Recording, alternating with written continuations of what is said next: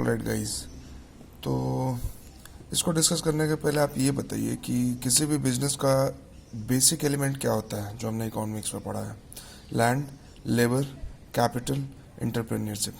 Capital का मतलब जो बैंक से आप जाके लोन लेते हो। मान लीजिए आप स्टार्टअप इंडिया के तहत कोई भी बिजनेस शुरू करना चाहते हो तो आप जाके बैंक से लोन लेते हो, कैपिटल, ताकि आप इन्वेस्ट कर सको। 10 लाख, 20 लाख, 50 लाख, जो भी जितने भी अमाउंट का आपको रिक्वायरमेंट है वो आप जाके लेते हैं। ठीक है। आपको फैक्ट्री लगाने के लिए लैंड चाहिए तो वो भी आप परचेज करते हैं। और कंपनी चलाने के लिए, फैक्ट्री चलाने के लिए एंटरप्रेन्योरशिप स्किल चाहिए। तो आप एमबीए करते हो, जो एमबीए किए हुए हैं, जो इंजीनियर्स हैं, जो प्रोफेशनल्स हैं, उनको आप रिक्रूट करते हो। ठीक है। तो साथ ही साथ अब जो इंजीनियर्स और एमबीए जो है वो तो प्रोफेशनल है, तो उनका तो लेबर आप जो ले रहे हो तो वो तो क्योंकि उनका प्लेसमेंट, जैसे कि आप एग्जांपल के लिए समझ सकते हो, कॉलेज से होता है, तो एक मिनिमम पैकेज होता है जिस पे उनको लिया जाता है। लेकिन इसके अलावा और भी जो वर्कर्स होते हैं उनका क्या? वो जो काम करते हैं, जो हेलमेट लगा के, जो सबसे डेंजरस वाला काम करते हैं, है ना, जो कंपनी के अंदर फैक्ट्री चलाते हैं, ट्रैक्टर चलाते हैं, जो कंपनी के अंदर में कूड़ा कचड़ा भी उठाते हैं, जो फैक्ट्री के अंदर माल इधर से उधर लेके जाते हैं, उनका क्या? है ना। अब जैसे ग्रोफर्स है या बिग बास्केट है, तो वो जो सामान डिलीवरी कर रहा है उसको कितना पैसा मिल रहा है, नहीं मिल रहा है ना।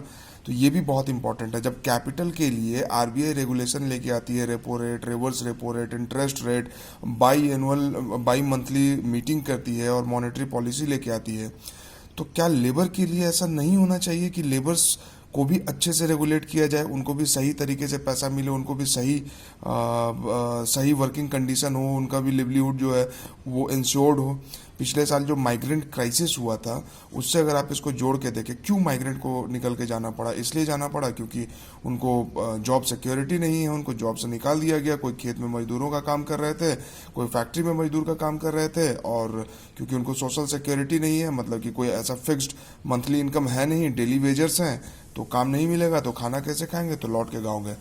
तो अगर उनको काम सही से मिलता तो क्या माइग्रेंट क्राइसिस होता? या अगर उनको वेज सही से मिलता, कि काम नहीं है फिर भी वेज मिलेगा भाई कुछ दिन तक, अगर वर्क फ्रॉम होम नहीं भी है आधा वेज मिल जाए, या कुछ इस तरह का व्यवस्था हो, तो क्या ये माइग्रेंट क्राइसिस होता? नहीं होता।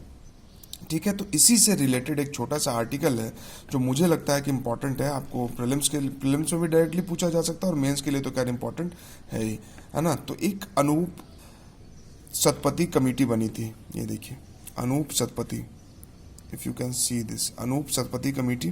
ठीक है। इन्होंने रिकमेंड किया था, ये 2018 में ये कमेटी बनी थी, यही लेबर रिफॉर्म के लिए, कि मिनिमम वेज फिक्स करना है नेशनल लेवल पे, कि कितना मिनिमम वेज होना चाहिए। तो उन्होंने ₹375 पर डे, 375 रुपये पर डे, यानी कि 9,750 रुपये, 9,750 रुपीज़ पर मंथ, ये मिनिमम वेज फिक्स करने की बात की थी। बहुत सारा एविडेंस बेस्ड डेटा, जैसे कि क्या खर्च होता है रहने में, क्या रेंट है वगैरह, सबको चेक करके, लेकिन इसको एक्सेप्ट नहीं किया गया। ठीक है। अभी फिर से सरकार एक नई कमेटी लेके आई है अजीत मिश्रा के लीडरशिप में। बाकी और भी बहुत सारे मेंबर हैं, लेकिन जब पूछा जाएगा कि ये कमेटी कौन सा है, तो इन्हीं के नाम से जाना जाएगा, अजीत मिश्रा कमेटी। ठीक है। तो एक तो अनूप सतपथी कमेटी थी जिसके की रिकमेंडेशन को रिजेक्ट कर दिया गया, एक्सेप्ट नहीं किया गया। अब एक नया अजीत मिश्रा कमेटी बनी है। ठीक है। तो इसका भी काम वही है। तो ये क्या देखेगी कि international best practices on wages क्या है, यूएस में क्या है, यूरोप में क्या है, साउथ ईस्ट एशियन कंट्रीज में क्या है, और उसके हिसाब से फिर एक रिपोर्ट तैयार करेगी, जिसको सरकार एक्सेप्ट करे ना करे वो सरकार की मर्जी पे है। ठीक है। Under the code on wages, जो कि अभी तक इन्फोर्स नहीं हुआ है, कोड ऑन वेजेस, ठीक है, वेज कैसे होना चाहिए, कितना देना है, उस पर जो कोड है वो जो कि अभी तक इन्फोर्स नहीं किया गया है, उसमें national floor level minimum wage जो है सेंटर को तय करना है, और every 5 year they have to revise. ये बहुत ज़्यादा इंपॉर्टेंट नहीं है, बस इसलिए जान लीजिए कि 5 साल में क्यों रिवाइज करते हैं, तो भाई इन्फ्लेशन बढ़ेगा, महंगाई बढ़ेगी वगैरह वगैरह होगा, तो रिवाइज करना है। स्टेट को छूट दी गई है कि आप अपने रीजन का मिनिमम वेज खुद से डिसाइड करें, लेकिन वो नेशनल जो मिनिमम है, फ्लोर लेवल वेज है, उससे कम नहीं होना चाहिए। आप ज़्यादा दे दो, कम नहीं देना है। ठीक है। लेकिन ये चीज़ अभी तक इम्प्लीमेंट नहीं हुआ है, इस बात को ध्यान रखना, अभी तक इसको इन्फोर्स नहीं किया गया है। ठीक है।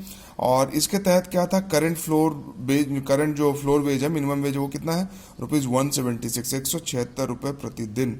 ठीक है। और रिकमेंडेशन अनूप सतपथी का कितना था, 375। ठीक है। लगभग 2.25 टाइम्स हाइयर। ठीक है। तो ये है। और दूसरा इससे एक ये भी आप समझ लीजिए कि जब भी फेडरलिज्म का एग्जांपल देना है तो सेंटर ने स्टेट को छूट दे रखा है मिनिमम वेज डिसाइड करने के लिए above the minimum floor level. ठीक है, तो ये कोऑपरेटिव फेडरलिज्म का भी एक एग्जांपल यहाँ से आपको हो गया। और ये अभी तक इम्प्लीमेंट नहीं हुआ, इसको इन्फोर्स नहीं किया गया है। ये डेटा याद रखना जरूरी नहीं है, लेकिन ये दोनों चीज़ आपको याद रखना है। अनूप सतपथी कमेटी पहले थी जिसका कि रिकमेंडेशन को रिजेक्ट कर दिया गया, अब अजीत मिश्रा कमेटी बनी है। Thank you.